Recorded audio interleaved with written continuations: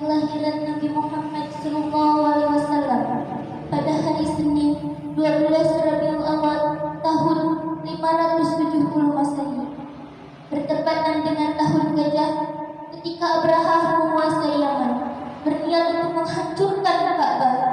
Penamaan tahun Gajah didasarkan pada pasukan bergajah yang dibawa Abraha al-Asra untuk meratakan Ka'bah.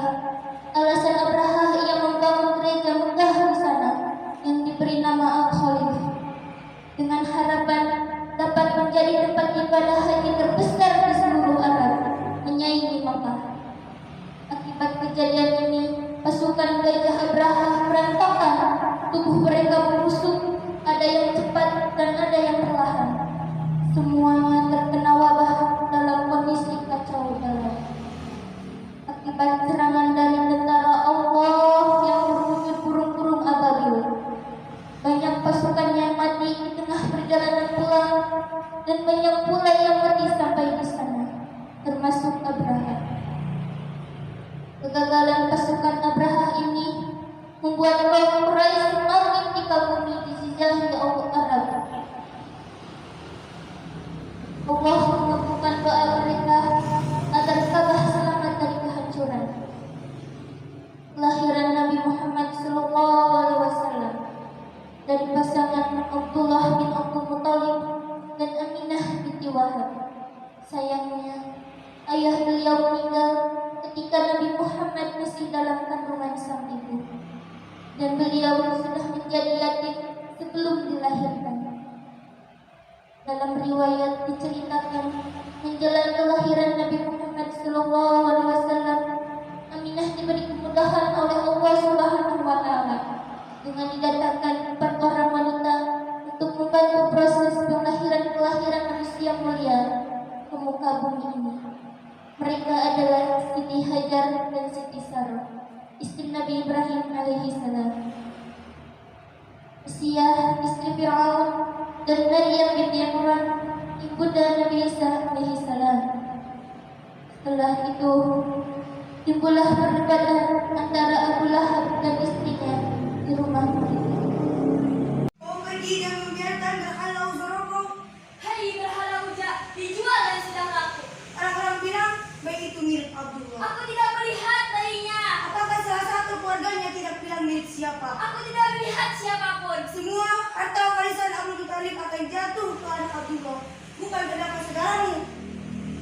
Karena itu kau seharusnya memberikan keturunan, maka kau akan mendapatkan warisan. Jangan sesuatu yang membuatku marah. Marah? Aku tahu kenapa kau marah. Karena di zaman Abdullah tidak ada orang yang melihatmu. Dan baiknya derajatmu karena aku. Yang kuingin hanya darah Bani Hashim dan berkeluarga, tidak berperangan. Di antara 10 anak Abdul Muthalib, hanya engkau yang paling lemah. Kau dan perbuatanmu itu justru mengakibatkan peperangan. Parah kau. Aku yang kau salahkan. Setelah kejadian itu, di tengah kota Mekah, pada hari itu, semua orang memberi nama anaknya dengan nama kesungguhannya. Akan tetapi, Abdul Muthalib adalah orang yang mencintai dan mengimani agama pendulunya. Muhammad, nama apa itu? Tidak ada nama di antara berhala-berhala kita. Tidak ada nama itu di sisi kita. Muncullah Hamzah bin Abdul Muthalib di tengah perdebatan mereka. Wahai semuanya, ketiklah percakapan ini. Beliau telah selesai memberikan namanya. Kita tidak bisa mengubah lagi namanya adalah Muhammad.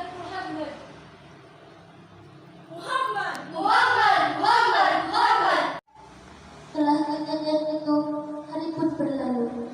Terlihatlah seorang bersama anaknya sedang mencari bayi untuk disusuinya dari para pahlawan. Di tengah perjalanan, mereka bertemu dengan Aminah, ibunda Rasulullah SAW. Afwan, marilah ikut ke rumahku. Makanlah bersamaku. Aku suka mengobrol kamu. Kumohon. Lalu pergilah mereka berdua menuju ke rumah Aminah. Rek, selamat datang di rumahku. Mari sini secara santai. Kapan, Mas? Jangan lelah, pakai jalan saja di sana.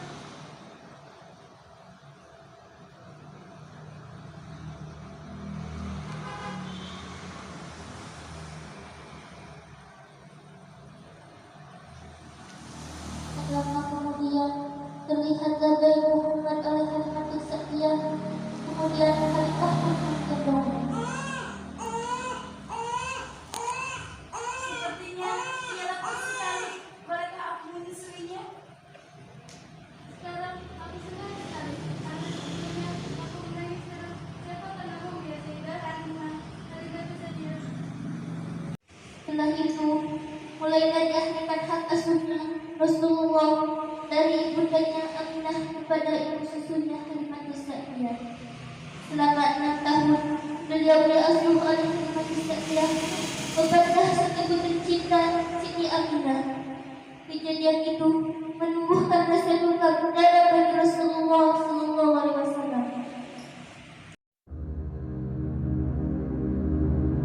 Pada hari Senin 12 Rabiul Awal, Allah mewahyukan kepada malaikat maut agar turun ke bumi menemui Rasulullah SAW dengan pakaian sebaik-baiknya.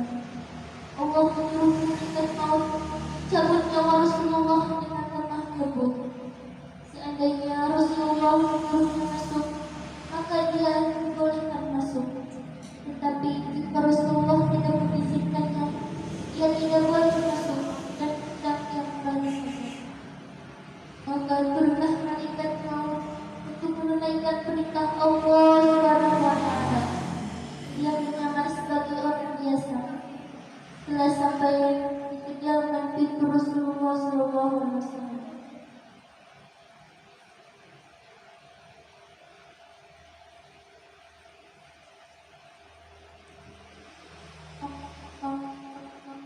malaikat maut pun berkata,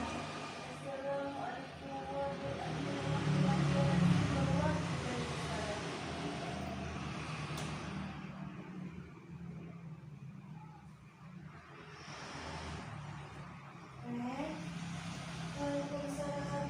Wahai hamba Allah, Rasulullah sedang dalam keadaan sakit. lalu malaikat maut pun berkata, Lalu hamba langsung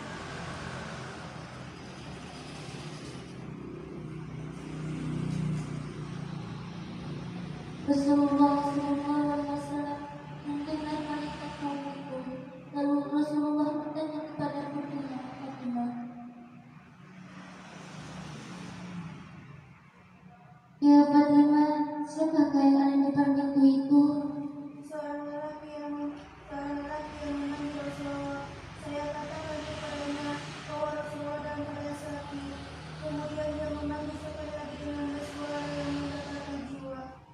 "Ya Fatimah, tahukah kau siapa dia?" Tidak ya Rasulullah. "Wahai Fatimah, dia adalah pemusuh kerajaan, pemutus keinginan, pemisah jamaah dengan meramaikan kuburan. Masuklah wahai malaikat maut."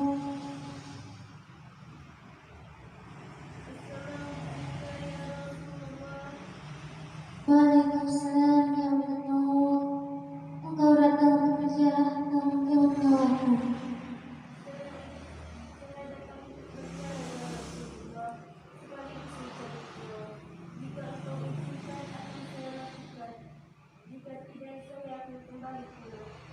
"Wahai malaikat maut, di mana kau tinggalkan Jibril?" Terus saja malaikat maut selesai bicara, tiba-tiba Jibril datang lalu duduk di samping Rasulullah SAW.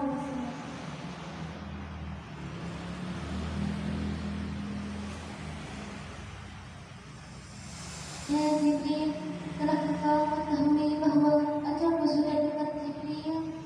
Benar wahai kekasih Allah. "Ya Jibril, beritahu kepadaku wahai Jibril, apakah yang telah disediakan Allah untuk di sisinya Jibril?" Ya Rasulullah, bahwasanya pintu-pintu langit telah terbuka dan sedangkan malaikat-malaikat telah berbaris untuk menyambutnya. "Alhamdulillah, segala puji dan syukur bagi Tuhanku. Ya Jibril, apakah yang telah disediakan Allah untukku ya Jibril?" Ya Rasulullah, bahwasanya pintu-pintu surga telah terbuka dan tidak ada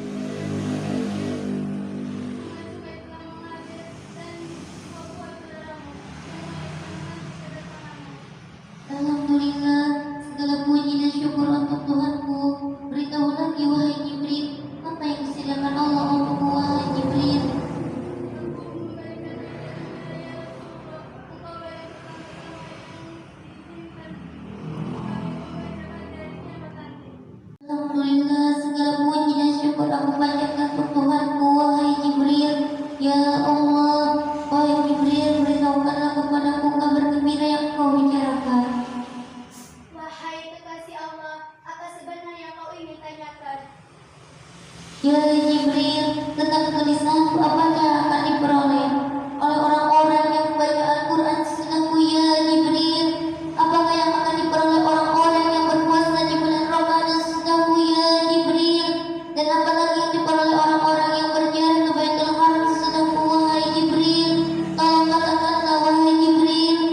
Sesungguhnya Allah berfirman, aku telah mengharamkan surga bagi seluruh nabi, umat sampai umat memasuki terlebih dahulu.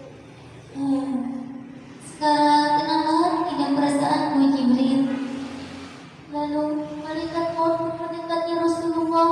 Kemudian Ali bertanya kepada Rasulullah, Wahai Rasulullah, siapakah yang akan memandikanmu ya Rasulullah? Dan siapakah yang akan melakonimu ya Rasulullah? adapun yang akan memandikanku adalah Allah wahai Ali, sedangkan Ibnu Abbas ialah yang menyiramkan airnya, dan Jibril akan membawakan handuk dalam syurga. Setelah itu